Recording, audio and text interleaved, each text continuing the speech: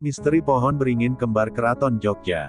Keraton Ngayogyakarta Hadiningrat atau yang juga dikenal sebagai Keraton Jogja menyimpan sejumlah kisah misteri.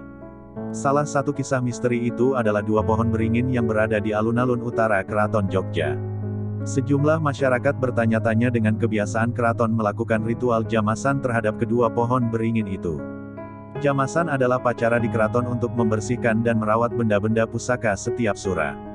Ternyata kedua pohon beringin itu memang dianggap sebagai pusaka keraton sehingga harus dibersihkan setiap sura atau bulan Asyura.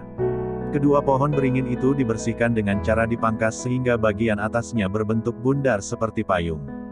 Bentuk payung ini melambangkan pengayoman yang diberikan keraton kepada rakyatnya. Selain mendapatkan jamasan, kedua pohon beringin itu bahkan memiliki nama. Dikutip dari laman resmi Keraton Jogja, kedua pohon beringin itu bernama Kiai Dewadaru dan Kiai Janadaru. Arti nama pohon beringin di Keraton Jogja. Kiai Dewadaru berasal dari kata dewa yang bermakna sebagai sifat ketuhanan dan daru yang bermakna cahaya. Dewadaru memiliki makna sebagai cahaya ketuhanan. Sedangkan Janadaru berasal dari kata jana yang berarti manusia dan daru yang bermakna cahaya. Sehingga Janadaru berarti cahaya kemanusiaan. Konon, bibit Kiai Dewadaru berasal dari Majapahit, sedangkan bibit Kiai Janadaru berasal dari Pajajaran.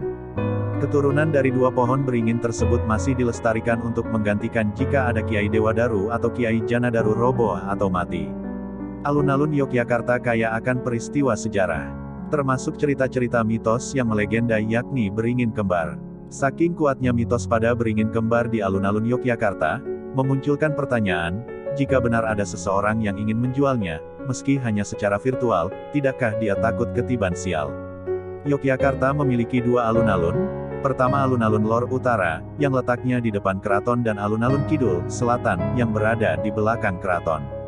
Persamaan dari kedua alun-alun itu adalah, keberadaan beringin kembar yang saling bersisian dan dikurung dengan pagar.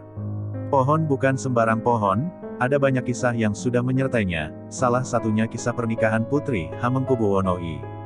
Cerita yang berkembang di masyarakat Yogyakarta tentang beringin kembar berusia ratusan tahun tersebut datang dari zaman Sultan HBI. Ketika masih bertahta, putri sultan hendak dipinang seorang pria. Namun, putri tersebut emoh karena tak begitu menyukai pria tersebut. Guna menolak lamarannya, ia meminta syarat yakni pria tersebut diwajibkan berjalan dengan mata tertutup dari pendopo di sebelah utara alun-alun Kidul, melewati sela-sela antara dua pohon beringin kembar. Ia diharuskan berjalan lurus dan selesai di pendopo di sebelah selatan alun-alun. Siasat sang putri berhasil, sang pemuda gagal menyelesaikan misi sehingga lamarannya ditolak. Setelah itu, Sultan HBI bersabda jika yang bisa berjalan melewati beringin kembar dengan mata tertutup, hanyalah pemuda yang hatinya benar-benar bersih dan tulus. Hingga akhirnya ada seorang pemuda yang disebut sebagai putra Prabu Siliwangi yang berhasil melewati rintangan dan menikahi sang putri. Lapangan latihan prajurit keraton. Alun-alun utara yang membentang seluas 300 x 300 meter persegi dahulu dijadikan sebagai tempat latihan ketangkasan prajurit keraton, sekaligus tempat pemeriksaan pasukan menjelang upacara garebek. Prajurit berlatih ketangkasan berkuda atau setonan, hingga latihan memanah sambil bersila atau manahan. Tak hanya itu, alun-alun Kidul juga sempat menjadi tempat rampogan macan alias tradisi menombak harimau beramai-ramai.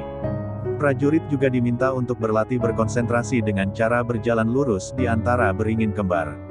Tradisi yang disebut masangin itu kemudian coba dilakukan banyak warga, termasuk wisatawan sehingga dua beringin kembar tersebut semakin populer. Kepopuleran masangin itu dalam upak